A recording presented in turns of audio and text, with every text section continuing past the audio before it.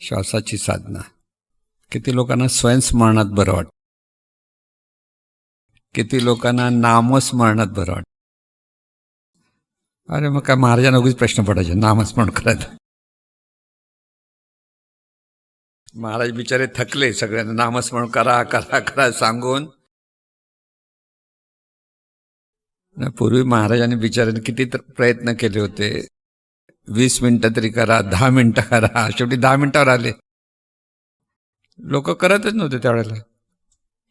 मग शेवटी प्रार्थना म्हणा म्हणाले. शेवटी जाऊन दे म्हटलं, तर तुम्ही नामस्मरणापेक्षा प्रार्थना म्हणा म्हणाले. आणि तिथे मग लोक प्रार्थना म्हणायला लागले. असं महाराज नेहमी प्रवचनातून सांगायचे. असं असं होतं. तुझा काय प्रश्न होता ना? एक मिनिट. सद्गुरुनाथ महाराज की जय.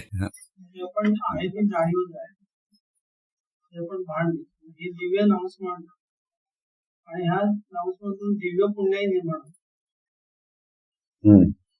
आणि ती पुण्याही आपल्याला या मार्गाने परत पुढे घेऊन हे बरोबर. शुद्ध पुण्य हा एक शुद्ध हो दिव्य पुण्य. आपण तो एक विषय घेतलेला होता. नामस्मरणातून म्हणजे नामस्मरण म्हणजे जाणीवच आहे, ह्या स्मरणातून आपल्याकडे दिव्य पुण्याई निर्माण होते, म्हणजे साधकाकडे. आणि जितकं ह्या जाणीवेच्या स्मरणामधून जाणीवेचं कार्य आहे, ॲक्च्युअली कार्य आहे. जाणीव म्हणजे शुद्ध जाणीव. परत एक लक्षात, जाणीव म्हणजे ही शुद्ध जाणीव आहे. आणि शुद्ध जाणीवेचं हे कार्य चालू आहे. ह्या भावात जेव्हा आपण कर्म करू किंवा ह्या भावात साधना करू, तर त्यावेळेला तिथे शुद्ध पुण्याई निर्माण होते. ही शुद्ध पुण्याई तुम्हाला साधनेसाठी उपयुक्त ठरते आणि अनेक ठिकाणी तिचा उपयोग होतो. पुण्याई, शुद्ध पुण्याईचा. साधनेमध्ये जितका जास्त वेळ जसजशी आपण रममाण व्हायला लागतो, तिथेही ही शुद्ध पुण्याई उपयोगी पडते की उपयुक्त असते. शुद्ध पुण्य आणि दिव्य पुण्याई बघायला गेलं तर सारखीच आहेत. म्हणजे त्याला दिव्य पुण्याई कधी म्हणतो, कधी आपण शुद्ध पुण्य. म्हणून स्वरूप स्मरणातून पुण्याई निर्माण होते. कारण स्वरूप स्मरण हे सुद्धा कर्मच आहे. शेवटी कर्म म्हटलं की पुण्याई निर्माण होते आणि त्याच्यातून शुद्ध पुण्याई किंवा दिव्य पुण्याई निर्माण होते. म्हणजे देवाच्या स्मरणात दिव्य पुण्याई निर्माण होते, हा त्याचा अर्थ. स्मरण करणं आणि स्मरण होणं या दोन गोष्टी तिथे होतात. जाणीवपूर्वक प्रयत्न करतो साधक, त्याच्याकडे ती पुण्याई त्याच्याकडे हळूहळू जमा होत जाते आणि त्याच्यातून त्याला अनेक सहजपणे चांगले अनुभव यायला लागतात. की सहजपणे साधना होते, सहजपणे कुठे गेलं तर त्याच्यासाठी चांगल्या गोष्टी होतात. या सगळ्या गोष्टी ते होत असतात. ह्याच शुद्ध पुण्यातून मनाचं सामर्थ्य वाढायला लागतं. सुरुवातीला मन फार हळवं होतं. साधनेच्या हे टप्पे आहेत की एकदा प्रथम जशी साधनेतून जो अनुभव यायला लागतो साधकाला, तर त्याचं मन अतिशय हळवं होत जातं. सर्वत्र सर्वांबद्दल आपलेपणा वाटतो, सगळं वाटतं, पण तरी पण हळवेपणा खूप येतो. आणि जशी जशी परिपक्वता वाढत जाते तेव्हा मन परत स्थिर होतं, शांत होतं. मग त्या हळवेपणा तितका राहत नाही. पण बऱ्याच वेळा काही वेळेला आपण हळवे होतो असं वाटतं आपल्याला खूप. तो हळवेपणा हे साधनेचाच परिणाम असतो सगळा. आणि त्यामुळे ह्या सगळ्या स्थितीतून प्रत्येक साधकाला जावं लागतं.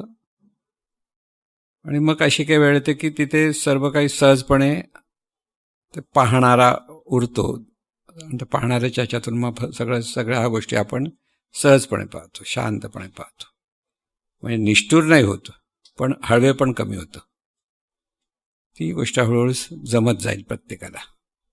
त्यामुळे बऱ्याच वेळेला आपले हे प्रश्न असतात की असं होतं, मग काय करायचं, असं होतं, काय होतं. तिथे खरोखर ज्यावेळेला योग्य मार्गाने साधना होते त्यावेळेला मन जितकं शुद्ध होत जातं, तितका देहभाव कमी कमी होत जातो, तितकं मन हळवं होतं. असा एक हे असतं की कोणी काही बिललं तर जरासं वाईट वाटतं किंवा खेद. पण वाईट वाटणं आणि खेद होणं हे सुद्धा साधनेला अडथळा आणतं. म्हणून तिथे पुन्हा त्या भावामध्ये किंवा सर्वांबद्दल भलेपणाच्या विचारातून साधकाने पुढे पुढे जात राहायला पाहिजे. तिथे थांबायचं नाही. ते परिणाम आपल्याला हळूहळू त्याचे पण आपोआप हळवे पण कमी जाईल आणि त्यातून आपली पुढे प्रगती होत जाते. पण ह्या प्रत्येकाच्या जीवनात एक कुठेतरी टप्पे येत जाणार. पण सगळ्यात महत्त्वाचं म्हणजे आपल्या चुका आपल्याला कळायला पाहिजेत. एकदा साधना सुरू झाली की आपलं काय चुकतं हे आपल्याला कळतं. किंवा आपण कोणतरी वेडावाकडं बोलतो कोणाला तरी किंवा आपल्याकडनं दुसरे बोलतात त्यांचं काय ओके, आपण चुकता कामा नये. म्हणून पूर्वीच्या घडलेल्या गोष्टी साधकाने अजिबात वाईट गोष्टी घडलेल्या त्याचा आठव करत बसायचा नाही. कारण जाणीव एवढी तीव्र होते की त्याचा वाईट परिणाम निर्माण होऊ शकतो. सूक्ष्म होते, त्याचा वाईट परिणाम निर्माण होतो. म्हणून घडलेल्या गोष्टी ज्या अनिष्ट असतील तिथे त्याचं भल्याचं की माफ करणं, क्षमा करणं, मनापासून त्याचं भलं होऊन देत. इथे आपल्याला म्हणजे साधकाला तिथे अधिक तो बोधात राहावं लागतं की हे सर्व परमेश्वराचं कार्य, हे सर्व परमेश्वराचं कार्य. आणि ते ईश्वरी कार्य म्हणूनच तिथे दृष्टाभाव तयार होतो. दृष्टाभाव म्हणजे काय, पाहणाराच आहे. म्हणजे ते समोरच्या घटनेमध्ये तो इन्व्हॉल्व होत नाही, तो पाहतो फक्त आणि भलं व्हावं ह्या भावात त्याची प्रगती सुरू होते तिथे. म्हणून ते ती स्टेज येईपर्यंत हळवे पण असतं की वाईट वाटतं की असंही होतं. सॉफ्ट म्हणजे आपण म्हणतो कोणी काही माणसं खूप हळवी आहेत असं वाटतात, पण ते हळवे पण त्याच्यामुळे येतच. कारण मनाचं शुद्धीकरण होत असतं आणि त्या शुद्धीकरणामध्ये ते हळवेपण येत जातं. त्यामुळे आपल्याला अनुसंधानापर्यंत पोचायचं आहे. त्यासाठी ह्या साधकाने ती साधना तशी चालू ठेवून ठेवून आपोआप त्याच्यातले परिवर्तन त्याला कळायला लागतात. म्हणून आपण कोणत्या स्टेपवर आहोत हे कळायला पण समजायला लागतं ना, कोणत्या स्टेपवर. मागच्या वेळेला एकदा सांगितलं होतं की मागच्या शिबिरात सांगितलं होतं ना आपण कोणत्या स्टेपवर आहोत बघा म्हणून, सांगितलं नव्हतं?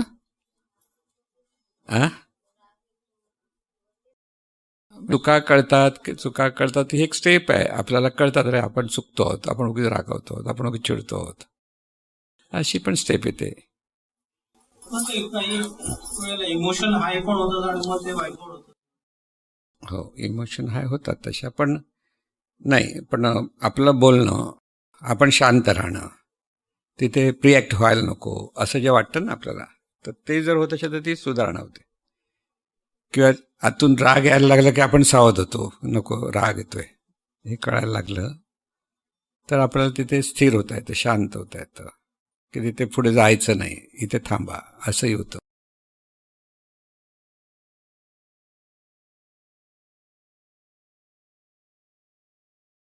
म्हणून आपल्याला हे सगळ्यातून जातो आता आपण. म्हणजे प्रत्येकाचं जी साधना जशी चालेल पुढे मागे म्हणण्यापेक्षा तिथे कशा भावना आपल्याला निर्माण होतात, कसं सगळ्यांकडे पाहण्याची दृष्टी बदलते, कधी दृष्टी बदलते नाही बदलत. कारण दृष्टी बदलायला पाहिजे पाहताना की सगळीकडे ही चैतन्य स्वरूपच आहे, ईश्वरी शक्तीच आहे आणि त्यामुळे प्रत्येकाच्या बद्दल त्याचं भलं व्हावं.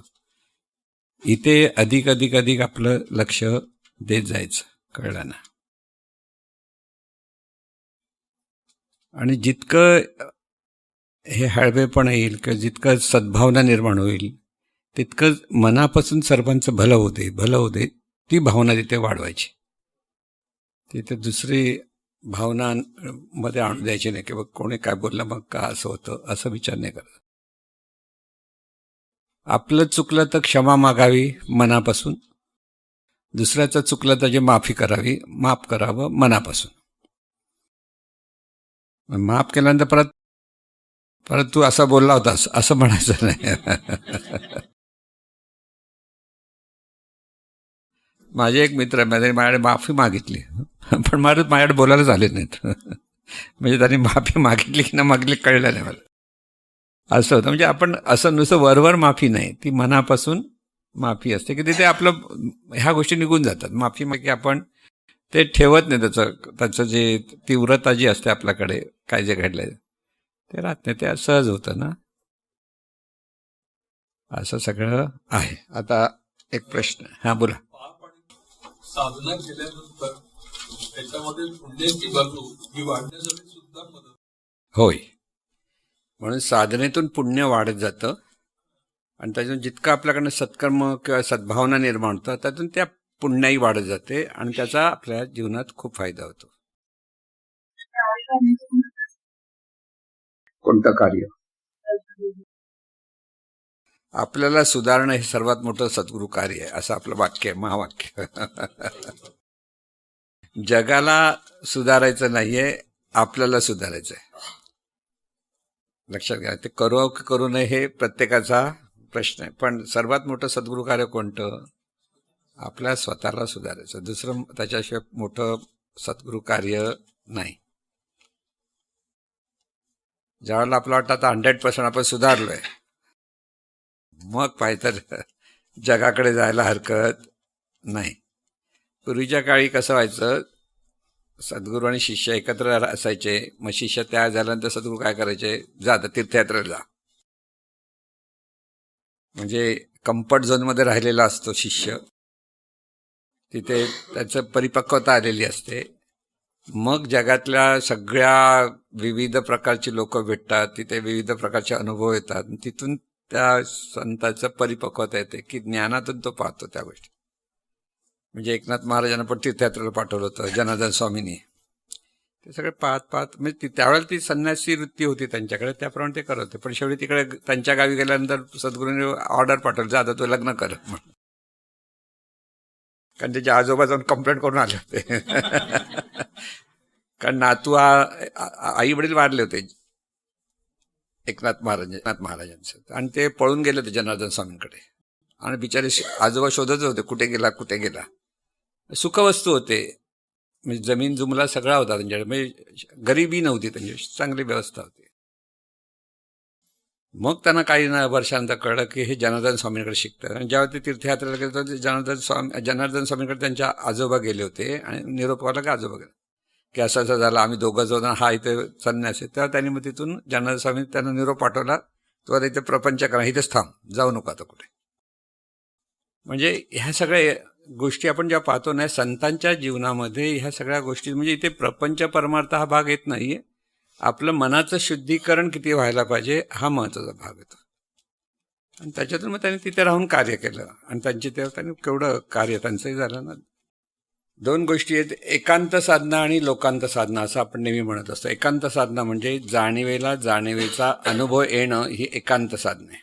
एकांत म्हणजे तिथे जगापासून आपण अलिप्त होतो. जगात अलिप्त म्हणजे जिथे बसला तिथे बाकीच्या सगळ्या गोष्टी हळूहळू विचारातून आपण दूर होत जातात.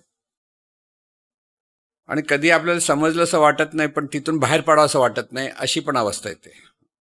2-3 वेगळ्या अवस्था असतात की तिथे गेल्यानंतर काय होतं काही होत नाही असंही कळत नाही, पण तिथे राहत बसतो आपण आणि मग त्याच्यातून बाहेर पडायला कठीण पडतं, असंही एक अवस्था आहे. काही वेळा तिथे काही अनुभव येत असतात, एक प्रकारचं समाधान मिळत असतं किंवा एखाद्याप्रमाणे काही व्हायब्रेशन जाणवता येतात आणि तिथेही तो अनुभव असतो. म्हणजे अनुभव हे विविध पद्धतीने आपल्याला येतात साधकाला. आता तुम्ही म्हणा आम्हाला काय अनुभव येत नाही, तोही अनुभव असतो, काही अनुभव येत नाही. कारण काही अनुभव येत नाही हे कळणं पण अनुभवाचं आहे. कळलं मी काय म्हणतो? त्यामुळे कोणाला काय अनुभव हे ते सगळं तिकडचं, तुम्ही डिमांड करता तुम्हाला मिळेल असं नाही, न मागता मिळतं कधी कधी. अरे कुठून आलं तर त्याने दिलंय. म्हणजे ह्या सगळं जीवन जे आपलं आहे ना ते अलौकिक आहे असं मी म्हणतो. की ते अमुकच पाहिजे म्हटलं तर, आता विचारशास्त्राच्या अपेक्षेत जर म्हटलं आपण रोज विचार केला हे हवं की ते मिळतं, अंतर्मनात मुरलं की मिळतं, किंवा दुसऱ्या बाजूने सांगितलं की ते युनिव्हर्समध्ये जातं आणि तिथून ती रिएक्शन मिळते. पण बऱ्याच वेळेला आता मग प्रत्येकाने आपल्याला साक्षात्कार हवा तर मिळत का नाही असा प्रश्न, तर ते नाही मिळणार, कारण ते मिळण्याची वस्तू नाही, ती अनुभवण्याची वस्तू आहे. मिळणं ही बाहेरची वस्तू ज्यावेळेला मिळते त्यावेळेला ती मिळते. म्हणून बहिर्मांतरण शास्त्राप्रमाणे आपण जर म्हटलं तुम्हाला एखादी वस्तू हवी असेल, ती आपल्याला ती हवी व्हिज्युअलाइज केलं की ती अंतर्मन बरोबर तुम्हाला आणून देते. मग आत्मज्ञान का नाही मिळत? कारण अंतर्मनाला ते नको असतं. अंतर्मनाला बघा तुम्ही, जे सुख वस्तू आहेत, बरेच लोक चांगलं चाललंय सर, त्यामुळे कशाला पाहिजे आम्हाला? आम्ही बरे आहेत म्हणतो. आवड म्हणजे ते त्याचं महत्व नाही कळत, की त्यांना सगळे पैसे आहेत, खाणं पिणं आहे, सगळं चाललेलं आहे, संसार सगळं चांगला आहे, मग हे कशासाठी करायचं हे नाही कळत. पण गौतम बुद्धासारखा राजकुमार पण जेव्हा ह्या गोष्टीसाठी धावतो त्याच्या मागे काहीतरी असलं पाहिजे ना. महावीर पण राजकुमार होते, गौतम बुद्ध राजकुमार होते, त्यांनी सगळं सोडून नुसते, आता आपण म्हणजे सुखवस्तू लोकांना असं वाटतं, पण त्याच्यापेक्षा जी सुखवस्तू असलेली ही लोक सगळं घरदार सोडून ह्या ज्ञानासाठी सगळं सोडून निघाले. त्यांचं काय कौतुक. आणि त्या काळात बरेच राजकुमार गौतम बुद्धांचे ते बौद्ध धर्म म्हणजे ते त्यांचं शिष्यत्व पत्करलं. बौद्ध धर्म हा धर्म आहे हे परत लगे. आज आपण बौद्ध धर्मावर, तो धर्म नाही, बौद्धाचं तत्वज्ञान स्वीकारायला ती लोक गेली आणि तिथे रिॲक्ट न होता दृष्टाभावाने कसं पाहायचं तेच शिकवायचे. दृष्टाभाव तिथे. आणि त्यासाठी परत संसारात न गुंता म्हणून ते संन्यासी वृत्तीनं राहणं, की जेवायचं पण एक वेळ, 2 वेळा नाही. ज्यांना जेवायची आवड असेल तरी अजिबात एक वेळ, म्हणजे शरीराचं आवश्यकता आहे तेवढंच जेवायचं असतं आणि बाकीचं सगळं साधनेत बसायचं, डोळे बंद करून बसा दिवसभर, श्वासाकडे लक्ष देत बसा, असंच हे असायचं त्या काळात होतं. आणि त्याच्यातून त्यांना अनुभूती लवकर यायची. बऱ्याच लोकांना त्यावेळेला अनुभूती यायला लागली. पण सगळेच लोक काय घरदार सोडून जाऊ शकत नाहीत ना, असं आहे ना. त्यावेळेस बरेच पण राजकुमार, बऱ्याच देशातले राजकुमार गौतम बुद्धांच्या ज्ञानासाठी आकर्षित झाले आणि त्यांना त्याचा अनुभव पण आला. असा तो एक काळ होता. आताच्या काळात किती लोक तसे ते माहीत नाही, पण काही ठिकाणी ते तत्वज्ञानाप्रमाणे वागणारे बरेच लोक आहेत. लडाखच्याकडे जे तिबेटियन आहेत ते त्या पद्धतीने अजूनही अभ्यास करतात. बाकी आपल्याकडे जे बौद्ध धर्माच्या नावाखाली ते त्यांना ते तत्वज्ञान बरोबर माहीत नाही, बरोबर सांगत असतील पण त्याच्याप्रमाणे ते वागतात त्याची गॅरंटी. असो, तिथे एक प्रश्न आलाय. रूप पाहिले की गुण दोषात अडकतो. जागृतीत प्रत्येक रूप व्यवस्थारूप आहे, ज्ञानरूप आहे, आनंदरूप आहे. हा भाव निर्माण करण्यासाठी नेमका प्रत्येक शब्दाचा काय अर्थबोध घ्यावा, मनाला काय फिडिंग करावे. प्रत्येक रूप व्यवस्था रूप आहे म्हणजे काय आपण सांगितलं. प्रत्येक रूप हे चैतन्य स्वरूपच आहे, पण ते विशिष्ट नियमानेच कार्यरत राहणार. तिथे ते चैतन्य स्वरूप म्हणून आपण म्हणतो तसं वागेल असं नाही. तर त्याच्यासाठी जे नियम आहेत प्रत्येकाचा तो फॉर्मॅट आहे, त्या मोल्डमध्येच ते रूप बसल्यावर जातं आणि त्याप्रमाणेच तिथं कार्य होतं. म्हणून व्यवस्थारूप याचा अर्थ नियमाने नियमित असलेलं चैतन्य स्वरूप त्या रूपात प्रगट होतं, त्याला म्हणतात व्यवस्थारूप. ज्ञानरूप म्हणजे जाणणारं, तिथे जाणणे पण चालू आहे, ते ज्ञान. जाणणेपणाला ज्ञान म्हटलंय.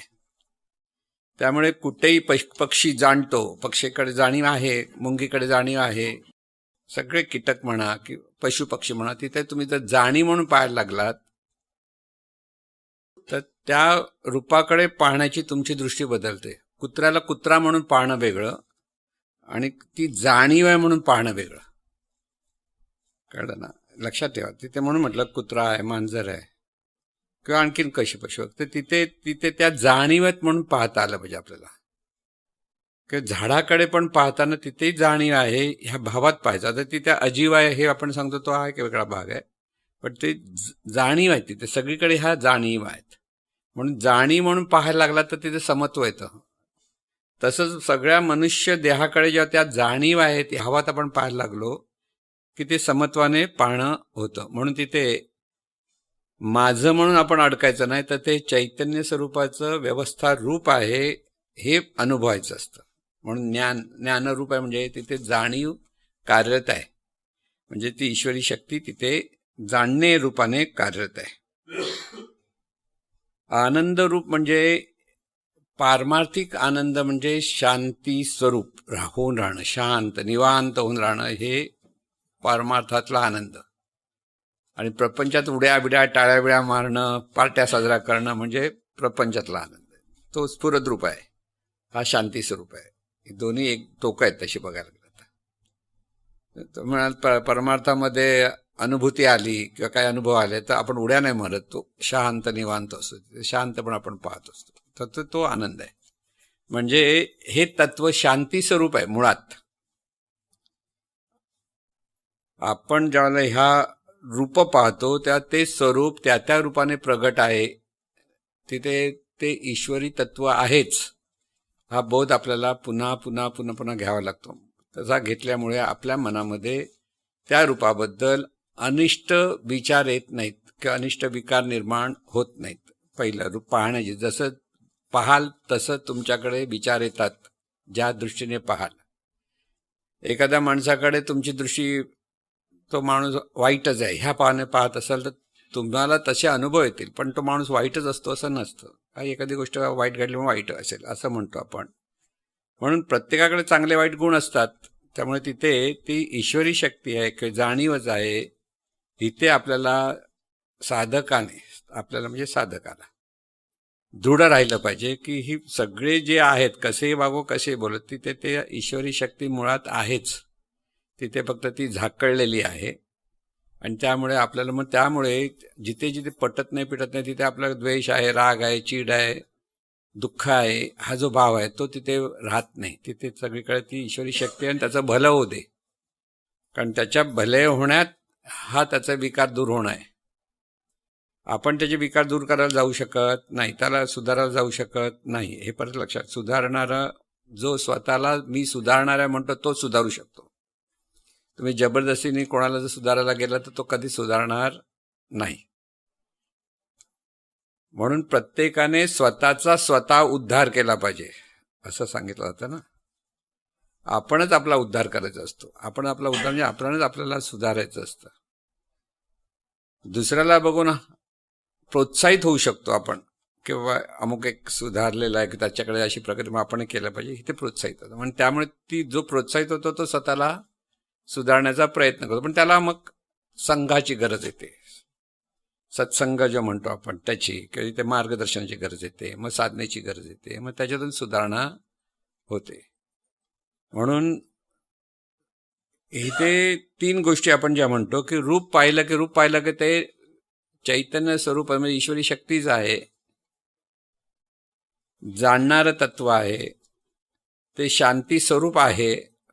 पण आता तिथे अज्ञान आहे म्हणून त्याला अविद्या, अज्ञान, माया असे जे नावं दिली, त्यांच्यामुळे त्याचं ते ईश्वर पण तिथे प्रगट नाही. कळलं ना. मग त्याच्याबद्दल ज्याच्याकडे खूप पैसे आहेत पण तो खर्च करू शकत नाही, तर त्याबद्दल तुम्हाला काय वाटेल? अरे एवढा श्रीमंत पण बिचारायला काय पैसे पण खर्चायला मिळत नाहीत, असं झालं तर वाईट वाटतं ना. अरे जाऊ दे, त्याचं भलं होते म्हणतो आपण. कळलं मी काय म्हणतोय?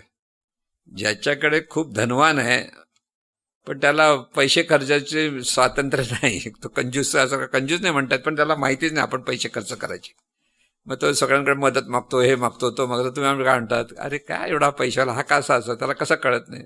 पण नाही कळत. तसं ज्ञान की ईश्वर पण आहे, पण आपल्याकडे ईश्वर पण आहे हे कळत नाही माणसाला, म्हणून तिथे गोंधळ होतो सगळ्यांचा. म्हणून तिथे ज्ञानेश्वर महाराजांची पण ओवी आहे ना की जिथे तो अंधग्रस्त जो बसला आहे त्या खाली, जमिनीखाली सोन्याचे गड्डे पडले आहेत. हा, म्हणजे इथे ते सांगतात ते गोचीड असते, तिला दूध पण दुधाच्या जवळच असते, पण ती रक्त पिते. हा, आणि दुसऱ्या बाजूने धनाचे आहे, धन भरलाय पण तो भिका मागतोय. मग असा माणसाचं काय दुर्दैव म्हणायचं असं म्हणतो ना आपण. पण तिथे आपल्याला सद्गुरू किंवा आत्मज्ञानी माणसाला त्यांच्याबद्दल करुणा येते की त्याचं भलं होऊ दे. म्हणजे त्याच्याबद्दल त्याला तो काय उपयोगाचा नाही हे नाही असं नव्हे, की त्याला ते कळत नाहीये म्हणून त्याला कळावं, त्याचं भलं व्हावं, कल्याण व्हावं म्हणून त्याचं भलं व्हावं, हा विचार तिथे असला पाहिजे. कळलं ना. म्हणून रूपाकडे पाहताना हे शब्दाचा अर्थ म्हणजे हे व्यवस्थित आपल्याला कळलं पाहिजे की प्रत्येक ठिकाणी ही ईश्वरी शक्ती आहे, म्हणजे जाणीव आहे. ईश्वरी शक्ती म्हणजे जाणीव. ही जाणीव आहे, ही जाणीवेमध्ये ज्ञान प्रकट झालं की तिचं भलं होणार आहे. म्हणून त्या प्रत्येक जाणीवेचं भलं होऊ दे, भलं होऊ दे, भलं होऊ दे, हाच विचार. अगदी आपल्या जवळची माणसं आहेत, त्यांना काही, सगळ्यांना काही हे आत्मज्ञानाची आवड नाही आहे, सगळं नाही आहे ना. पण आपल्याला त्यांचं भलं व्हावं, म्हणजे मनापासून त्यांचं भलं व्हावं ही परमेश्वराकडे किंवा सद्गुरूंकडे प्रार्थना म्हणतच राहायची. म्हणून वर्तमानातली प्रार्थना म्हणताना मी म्हटलं, कृतज्ञतेने व्यावहारिक अंगाने त्यांनी आपल्याला काही उपकार केलेले आहेत, काही पारमार्थिक अंगाने उपकार केले. अशी दोन्ही पद्धतीचे लोक आपल्याला लक्षात येतात. काही पारमार्थिक पद्धतीने कोणतरी मदत म्हणजे ज्ञान देत असतं, त्याचा उपयोग होतो, आणि प्रापंचिक अंगाने पण आपल्या लोकांचा उपयोग होत असतो. म्हणून दोन्ही बाजूच्या लोकांचं कृतज्ञतेने स्मरण करणं, कृतज्ञतेची जी साधना आपण म्हटली ती आवश्यक आहे करणं. आवश्यक का? कारण जाणीवेमध्ये ही कृतज्ञतेचा भाव तेव्हाच निर्माण होतो की समोरच्याने आपल्यासाठी खूप केला, ही जी जाणीव होते तेव्हाच माणूस कृतज्ञ होतो. कृतज्ञ असा होत नाही. तुम्हाला जेव्हा कधी कधी तुम्ही जर तुमच्या आईचं वडिलांचं चिंतन केलं आणि पूर्वीच्या काळी त्यांनी किती हालापेष्टा केली आहे, कसं त्यांनी आपल्यासाठी केलं आहे, ही ज्या जाणीव निर्माण होते ना, तर तिथं कृतज्ञता येते. नाही तर नेहमी सगळं रोज आई वडिलांना बघतोय, रोज आई करतायत, त्याच्यावर कृतज्ञता तशी जागृत होत नाही. पण ती एकदा जागृत झाली की मग ती नेहमी त्याची कृतज्ञता आपण पाहायला लागतो. म्हणजे कृतज्ञता ही आपल्या ठिकाणी ती जाणीव त्या लेवलला पोचल्यानंतरच येते की तिथे लोकांनी आपल्यासाठी खूप केलेलं आहे, ही जाणीव निर्माण होणं, तिथेही त्या जाणीवेचं शुद्धीकरण आहे. कृतज्ञतेचा भाव जितका आपल्याकडे लवकर प्रकट होईल तितकं ती जाणीवेचं अभ्यास मार्ग अधिक सुखकर होतो. म्हणून कृतज्ञ असणं फार महत्वाचं. आपण नेहमी म्हणतो ना, सद्गुरूंचे आपल्याला खूप उपकार आहेत. का उपकार आहेत? की सोप्या भाषेत त्याने आपल्याला ज्ञान दिलं. हे तुम्ही कधी कळेल? तुम्ही दासबोध वाचायला जा, त्यांनी खूप चांगलं सांगितलं. मी त्यांच्याबद्दल आदर आहे, मोठे संत आहेत, पण आपल्याला उपयोगाचं नाही. त्यांची भाषा, त्यांची ओव्या, त्याचा अर्थ कळेपर्यंत आणि एवढं जाड पुस्तक बघेपर्यंत अर्थ आपण होतो. कारण सद्गुरूंची एवढीशी पुस्तकं आणि एवढी पुस्तकं, त्यामुळे हे बरोबर की हे बरोबर तुमच्या कुवतीनुसार. तुम्हाला जर तेवढं मोठं वाचायची हौस असेल तर वाचा, असं होतं ना. तुम्ही बघा, भगवद्गीता वाचा, एवढं लिहिलेलं असतं की त्याच्यातून बोध होईपर्यंत तिथे आपण थकून जातो. ज्याला खरोखर आवड आहे तो अभ्यास लहानापासून करतो, त्याच्यासाठी बरं. काही यांच्यामध्ये पंथामध्ये भगवद्गीतेचं रोज पठण केलं जातं, एक ओवी रोज तिथे बरोबर केली जाते. असे बरेच ठिकाणी आहेत आणि तसे ते सगळेजण म्हणतात. पण मी म्हणेन पांडुरंग शास्त्री आठवलेंचं तर भगवद्गीतेचं अगदी, त्यांच्याकडे कोळी समाज वगैरे असे गरिबी शेतकरी समाज अशा अनेक शिष्याचा खूप मोठा समूह जमा झाला होता. तिथल्या साध्या साध्या ज्या गृहिणी होत्या त्यांच्याकडे पण संस्कृतमधला भगवद्गीतेचे श्लोक पाठ असायचे. तुम्ही जर ऐकलं तुम्ही हैराण, अरे एवढं कसं आहे येतं, आपल्याला काहीच येत नाही, अशी खरी अवस्था होती. म्हणजे पांडुरंग शास्त्री आठवले त्या पद्धतीने कार्य भरपूर केलं, लोकांना एकत्र केलं, त्याच्यातून त्यांच्या त्या गावागावात त्यांनी त्यांचं सहकार्य तत्व निर्माण केलं. कोळी समाजामध्ये भरपूर आहे तसं. ते त्यावेळेला ती खूप मोठी चळवळ होती त्यांची. आता त्यांची मुलगी, मानलेली मुलगी ती ते चालवते, असं सगळं आपण पाहतो आहोत. पण त्यावेळेला ते जे करत होते ना, त्यांच्या पुण्याने आता चाललेलं आहे, कळलं ना. पण इथे ते पठण केलं म्हणजे झालं असं नव्हे, परत लक्षात ठेवा, इथे बोध झाला पाहिजे. त्या श्लोकांमध्ये तो बोध आहे, पण तो बोध ते समजत होते तोपर्यंत ते बरोबर होतं. त्याचं बोध नाही समजलं तर गोंधळ होतं. म्हणजे आता त्यांचं नाव एवढं आपल्याला ऐकू येत नाही कुठे, पण त्या काळात, पूर्वीच्या काळात एका वेळेला किती लाख माणसं जमा होतं, मोठं पेपरमध्ये आलं होतं, आठवतं. पांडुरंग शास्त्री आठवलेंचा एका वेळेला एवढी माणसं जमा झाली. शिवाजी पार्कला कुठेचा कार्यक्रम होता, कारगिलला होता की चौपाटीला पण होता माझ्यामध्ये. हो, ते एवढी म्हणजे एवढी मोठी संख्या असलेला पंथ त्यावेळेला कोणताच नव्हता. आणि त्यांचं खरोखर चांगलं होतं. म्हणजे असं हे नाही, उलट त्यांच्या आता शाळा चालू आहेत, वेदाच्या अंगाने वेदाभ्यास करणाऱ्या शाळा आहेत त्यांच्याकडे, अजूनही चालू आहेत त्या. पण ते होते त्यावेळेला तो प्रभाव जास्त होता आणि तिथे सर्वसाधारण माणसं पण गीतेतले श्लोक म्हणत होते. आता हे पण आश्चर्य आहे. तसं आपल्याला संस्कृत आपल्याला बोलताना कठीण होतं, संस्कृत शब्द पण येताना कठीण होतं, पण ते त्यावेळेला त्यांनी त्यांच्याकडनं करून घेतलेलं असतं. म्हणजे हा एक अभ्यास आहे. पण ह्या अभ्यासापेक्षा सद्गुरूंनी आपल्याला ह्याच्यात कशात हे केलं ना, आपल्याला सोपा शब्द झाला, बाबा पाहणाऱ्याला पहा. याच्या इतका सोपा अर्थ परमार्थात कोणीही सांगू शकत नाही.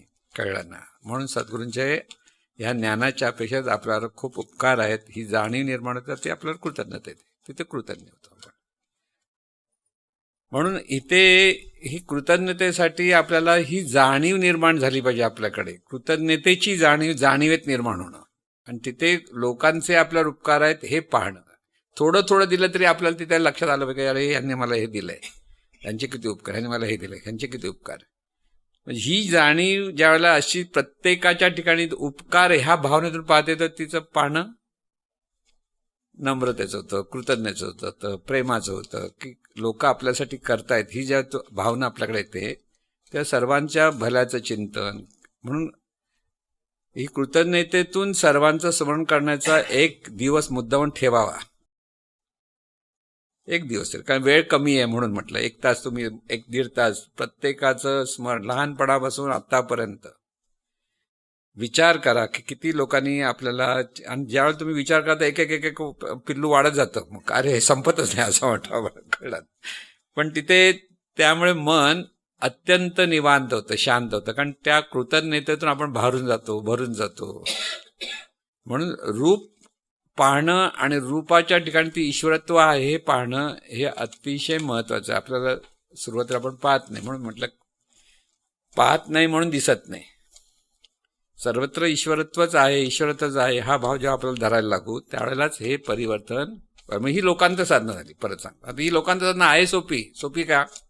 तुम्हाला फक्त यांचं भलं व्हावं म्हणायचं आहे आणि तिथे ते ईश्वरत्व आहे ह्याची जाण घ्यायची, आणि त्या लोकांचा आपल्याला कुठे ना कुठेतरी उपकार आहेत याची जाणीव निर्माण झाली पाहिजे. अगदी डायरेक्ट ज्यांचे उपकार झाले त्यांचं काय आपण अतिशय कृतज्ञ व्हायलाच पाहिजे. म्हणून रोजच्या ह्याच्यामध्ये थोडा वेळ आपल्याला कृतज्ञतेचा द्यायला लागला तर उत्तम. कृतज्ञतेतून सर्वांचं चिंतन करावं. आणि असे अनेक लोक आहेत की त्यांचे आपल्याला उपकार झालेले आहेत हे आपल्याला लक्षात येईल. किती उपकार आपल्याला त्यावेळेला लक्षात नाही, म्हणजे आता लक्षात आलं आपल्याला वाटलं रे एवढं आपल्यासाठी केलं आपल्याला माहित नव्हतं, म्हणजे जाणीव नव्हती असं होतं. आणि तेव्हा ती कृतज्ञतेचा अभ्यास तसा करावा की खूप लोकांनी केलेलं आहे आपल्यासाठी. एवढं आयुष्य आपण जे जगलेलो असतो त्या आयुष्यात अनेक माणसं आपल्याला काही ना काही ते देऊन गेलेली आहेत, तर ते विचार करावा. आता ही विचारातून भावातून भावना आणि भावनेतून विचार हे कृपया उदाहरण देऊन स्पष्ट करा. आता विचारातून ज्यावेळेला आपल्याला लहानपणी तू कोण आहेस, म्हणजे तुझं नाव काय हा विचार दिला जातो. आपल्याला आपलं नाव पकडतो कसं, कोण आहेस असं ज्यावेळेला म्हणतो ना आपण त्यावेळेला तो कोण आहे, मग त्याचं नाव तो बोलायला लागतो बोबड्या शब्दात. कौतुक करतात सगळे कौतुक करतात, तो आणखीन बोलत जातो. म्हणजे विचारातून माझं नाव हे म्हणजेच मी हा भाव तयार झाला. म्हणजे तुमचं नाव घेतलं, कुठेही तुम्ही नाव कोणी हाक मारली की लगेच वळून बघतो की नाही आपण, कारण ते आपल्याकडे भाव आहे, अरे हे नाव माझं आहे, माझं नाव मला कोणत्या हाक मारतंय. म्हणून विचारातून भाव हा भाव असाच प्रत्येक माणसाकडे द्या. त्यालाच आपण देहभाव म्हणा की मी पण म्हणतो ते तिथे आलं. त्या भावाबरोबर जे इतर काही संस्कार आपल्याकडे येतात, आजूबाजूचे संस्कार, आई वडिलांकडनं किंवा शेजाऱ्यांकडनं, की जसे मोठ्या मित्रांकडनं, बाहेरच्या गोष्टीकडनं, त्याच्यातून परत आपल्या अंतर्मनाचा एक पॅटर्न तयार होतो, त्याच्यातून त्या भावना प्रकट होतात. म्हणजे एखाद्या माणसाला व्यापार करण्याची हौस आहे ना, त्याची भावना कशी असते, पैसा कसा मिळवायचा. मारवाडी किंवा जे व्यापारी अधिक असेल त्यांची दृष्टी काय, याचा मला काय फायदा मिळणार, त्या दृष्टीने त्यांचं सगळं बोलणं चाललं. मग तिची भावना असते. म्हणजे साध्या उदाहरण सांगतो तुम्हाला. माझे काही मारवाडी मित्र आहेत, ते प्रेमाने सगळं बोलतील, पण पैशाच्या वेळेला 1 रुपया माझा इथे जाता कामा नये हा हिशोब असतो त्यांचा. आणि त्याच्यात मला इंटरेस्ट किती मिळणार. म्हणजे तुम्ही असं विचारतो, हो भावाला भाऊ विचारतो. मुलगा वडिलांना सांगतो एवढे देणार, तुम्हाला इंटरेस्ट किती देणार, एवढे इंटरेस्ट दिले पाहिजे तर मी तुला देतो इतकं. पण त्यामुळे त्यांची प्रगती झाली. सगळे मारवाडी आपण म्हणतो रे एवढी प्रगती कशी, कारण व्यावहारिक दृष्टिकोनाची भावना आहे त्यांच्याकडे. व्यवहार आपल्याकडे कुलकर्णी साहेब म्हणून अध्यक्ष होऊन गेले, चेंबूरचे अध्यक्ष झाले. ते खूप चांगली माणूस होते. त्यांच्या मुलीने एका मारवाडी मुलाशी लग्न केलं. म्हणजे आहे अजून, लग्न केलं म्हणजे लग्न आहे बिचारी. तर हा मारवाडी सोन्याचा धंदा करतो, म्हणजे तिचा नवरा सोनार आहे. तर त्याने एक भाड्याने दुकान घेतलं. ते कोणाचं होतं? त्याच्या आजीकडनं त्याने भाड्याने घेतलं आणि आजीला तो भाडं देतो. ही मराठी बायको, आजी असून भाडं कसं घेते, ही आपली दृष्टी. आजी असून भाडं घेते, कशी काय भाडं घेते? तर तो काय म्हणाला, मुलाचं उत्तर सुंदर त्याच्यावर. अरे मी बाहेर गेलो असतो, बाहेरचं दुकान घेतलं असतं, मला जिथे 50,000 रुपये द्यावं ते मला 30,000 देतात की 40,000 द्यावं, मग 10,000 रुपये फायदा झाला ना. हा त्याचा भावना, कळला, दृष्टिकोन. म्हणून भाव आणि भावना ह्या अशा असतात. आणि त्याचा दृष्टिकोन त्याच्या दृष्टीने बरोबर होतं. उलट तो त्याबद्दल आजीबद्दल कृतज्ञ, मला 10,000 रुपये कमी घेते. आणि ही म्हणते कसली आजी, पैसे घेते. म्हणून मराठी लोक व्यापार जास्त करत नव्हते. आता हल्ली करतात तर वेगळी गोष्ट, पण ही व्यापारी दृष्टी नाही. म्हणून आपल्या लोकांचं काम करत नाही मराठी माणूस, पैसे मागावे लागू नये म्हणून. कळलं? तिथे परखडपणा नसतो की बाबा बघा मी एवढे मी घेईन. असा मराठी माणूस भिडच असावा, कसं मागायचे पैसे. पण तोच मारवाडी असेल ते देखो इतना होगा, टरोक का भेटो, आणि तेवढे मला मिळायला पाहिजे, तिथं तो सोडत नाही अजिबात. एकदा दोघं गोष्टी सांगतो म्हणजे लक्षात की कशा भावना आपल्याकडे प्रकट होतात. हा जो मारवाडी माझा मित्र आहे, त्याच्या मेवण्याचा दोघांचा पार्टनरशिपमध्ये मोठा धंदा होता. आणि बरेच दिवस झाल्यानंतर त्यांचे हिशोब झाले नाही. त्यामुळे हा जो मित्र आहे त्याच्या बायकोचा भाऊ त्याचा पार्टनर, दोघांचे धंदे, आणि जास्त पैसा त्याच्याकडे होता, ह्याला तो पैसे देत नव्हता. त्याने सासऱ्यांसाठी, सासरा पण काही बोले ना वयस्कर झाल्यामुळे. तर त्या भल्या माणसाने पंचायत बसवली.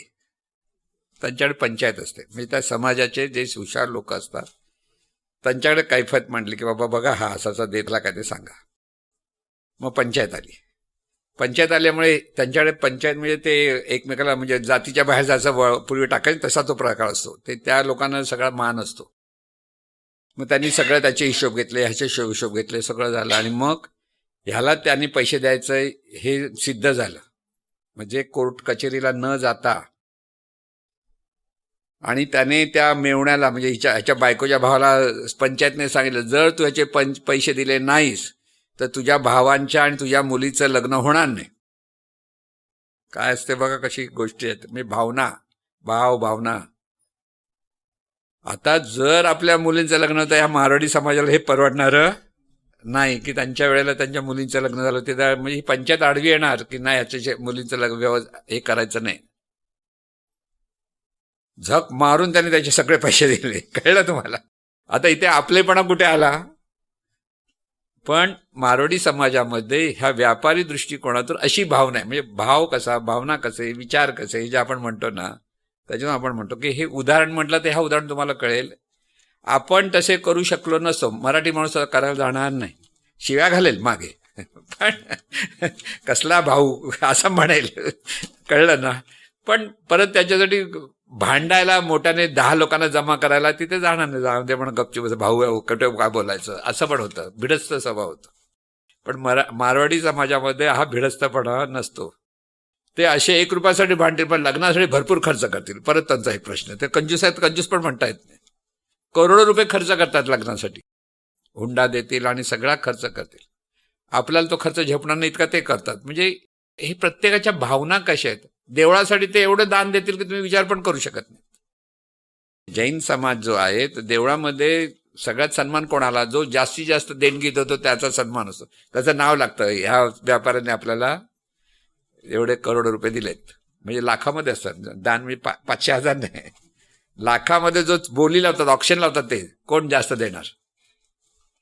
ही भावना आहे. आपल्याला मोठे मिळावं की आपलं नाव व्हावं, त्यासाठी मारवाडी समाजातल्या अशा एकेकाच्या भावना, तसे ते विचार असतात. म्हणून प्रत्येकाचं पिंडा म्हणून त्या समाजाप्रमाणे ह्या सगळ्या गोष्टी आपल्याकडे असतात. म्हणून विचारातून भाव. आता तुम्हाला भावच धरायचा असेल तर पहिले विचार करा. हा आपण मगाशी शब्द सांगितलं, भाव धरायचा म्हणजे पुन्हा विचार, आपण सद्गुरूंचे आहोत हा विचार. तो विचार करता करता तो विचार इतका पक्का होतो की तोच भावरूपाने प्रकट. भाव म्हणजे तिथे सहज तो विचारातून आपण जीवन जगायला लागलो की तो भाव असतो.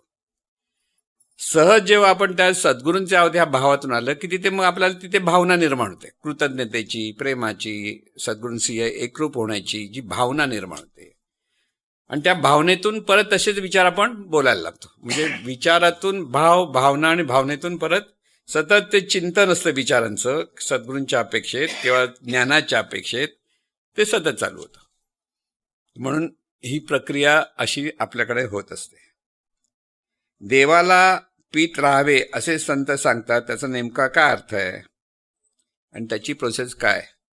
साधना एकदा परिपक्व झाली आणि अनुभव जसा जसा परिपक्व होत जाईल तसं त्या स्थितीत साधक बराच वेळ राहायला लागतो. त्याला तिथे आनंद होतो. आनंद होतो म्हणजे तिथे समाधानी असतो आणि ते सतत करत राहावं असं त्याला ज्या वाटतं तर ते करण्यामध्ये देवाला पिणं असा शब्द वापरला की ती प्रोसेसमध्ये आपण पुन्हा पुन्हा पुन्हा तिथेच राहण्याचा प्रयत्न करतो. सगळं काय झालं की आपल्याला वाटतं चला बसूया परत. बाहेरच्या व्यवहारात गेलो, परत व्यवहार गेला की परत आता सकाळी आता बरेच वेळ झाला चला बसूया, परत झाला बसूया असं जेव्हा वाटतं ना, ती ओढ निर्माण होते आणि त्या ओढीमधून आपण तिथे बराच वेळ जेव्हा बसायला लागतो तेव्हा देवाला पिणं म्हणजे त्या अनुभवत राहणं.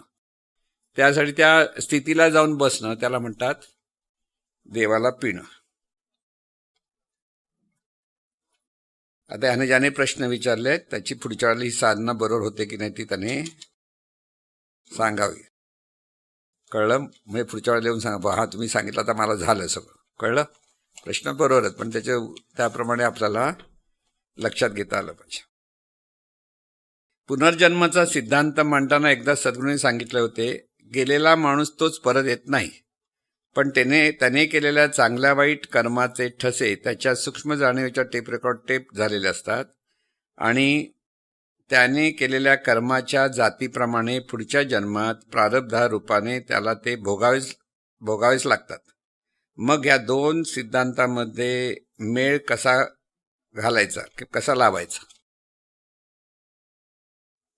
आता इथे जे म्हटलेलं आहे की पुनर्जन्म म्हणजे तीच व्यक्ती परत जन्माला येत नाही. म्हणजे आता आपण पिक्चरमध्ये बघतो बघा, म्हणजे पुनर्जन्माचे पिक्चर असतील ना, आवडतात ना. कोणता हा पिक्चर होता तो? कर्ज नको मला, कर्ज नको तो म्हणजे त्याचं बाहेर करा. ते सुनील दत्तचा पिक्चर ना, नूतन आणि सुनील दत्तचा पिक्चर मिलन पिक्चर बघा, बरोबर माहिती आहे ना. मिलन पिक्चर मध्ये सुनील दत्त आणि परत सुनील दत्तच दाखवलाय, परत नूतनच दाखवले आणि त्यांच्या गेल्या जन्मीच्या गोष्टी झाल्या. मग गेल्या जन्मात ती आणखीन एक व्यक्ती होती, ती सुनील दत्तावर खूप प्रेम करायची आणि ती तशीच वार्धक्याला आली आणि ती जेवढी सुनील दत्ताला भेटते. पण या सुनील दत्ताने नूतनला सुनील दत्त आठवतं मागच्या जन्म आपण असं होतो असं हे सगळं. त्यावेळेस सुनील दत्त हा नावाडी होता आणि ही खूप श्रीमंत घरातली होती, चांगल्या घरातली होती म्हणजे. आणि त्याच्यातून तिथे ते बुडतात आणि बुडल्यानंतर परत दुसरा जन्म होता, त्या दोघं एकत्र येतात, असं त्या स्टोरी आहे. सद्गुरूंना हे म्हणायचं म्हणजे ही व्यक्ती म्हणून जे मी म्हणून जो अमुक तमुक नावाचा आहे तसा तो नावाचा म्हणून जन्माला येत नाही पुरत. म्हणजे तोच पुन्हा जन्माला येत नाही, व्यक्तीचा जन्म येत नाही. म्हणजे काय, आपण आता हे जर अमुक आहोत, ह्या नावाचे आहोत, असं आपलं जीवन आहे, हे सगळं आपल्याला माहिती आहे. म्हणजे मी अमुक आहे असा तोच मी घेऊन मी पुढे जन्माला येत नाही. मृत्यू झाला की हे सगळं फुसलं जातं, तिथे कसलं नाव वगैरे काही राहत नाही.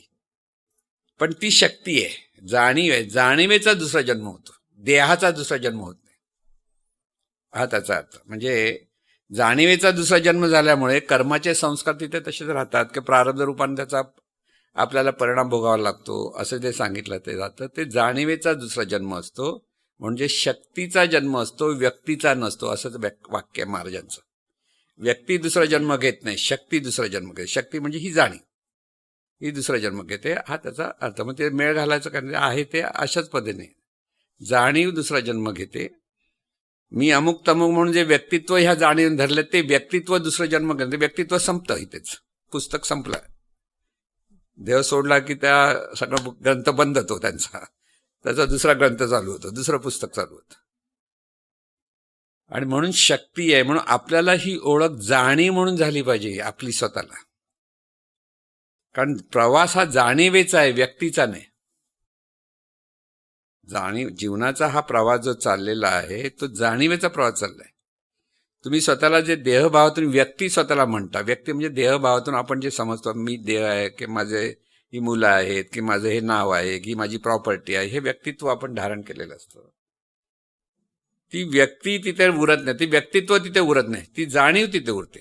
आणि जाणीवच दुसरा देह धारण करते, तिथे पुन्हा ती दुसरं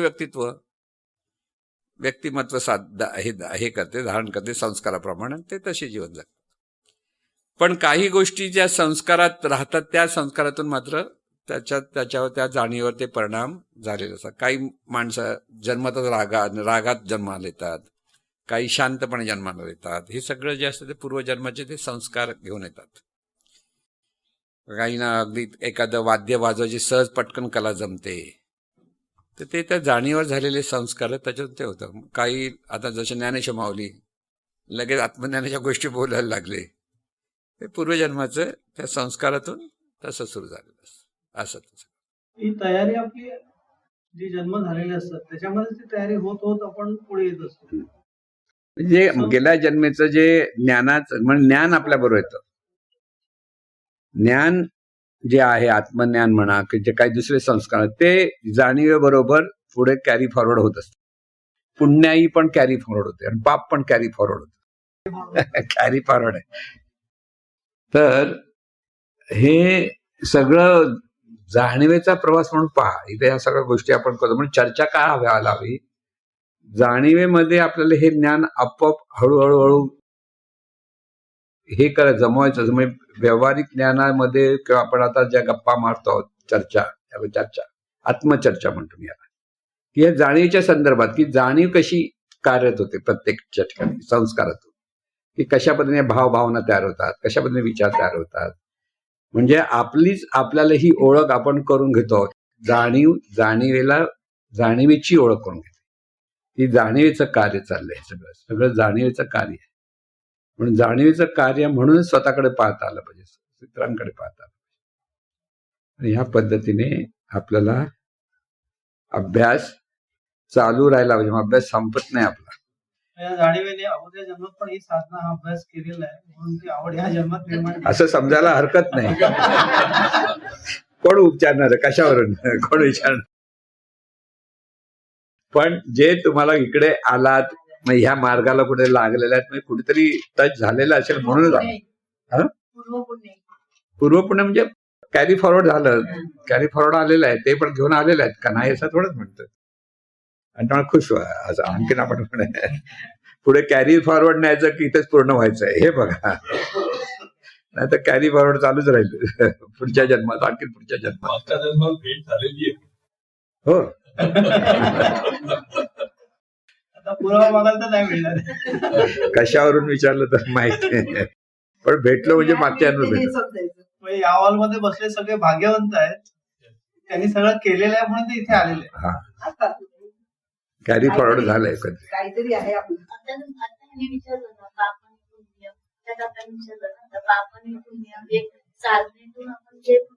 ते शुद्ध पुण्य. ही साधना प्रत्येकाला कळतेच असं नाही. जसं मगाशी म्हटल्याप्रमाणे कधीतरी क्लिक होतं, कधीतरी असं गेल्यासारखं वाटतं. ती साधना जेव्हा अटेम्प्ट करतो, ते अटेम्प्ट करताना काय पण बोलू तिकडे, त्या ठिकाणी ते पुण्यामध्ये परिणाम होते. हो, तिथे पण शुद्ध मिळतं, गॅरंटी शुद्ध पण मिळतं. म्हणून साधना शिबिराला की पुण्याही कमवणार ह्या विचार तर घ्या. पुण्याही कमवण्याचा राजमार्ग.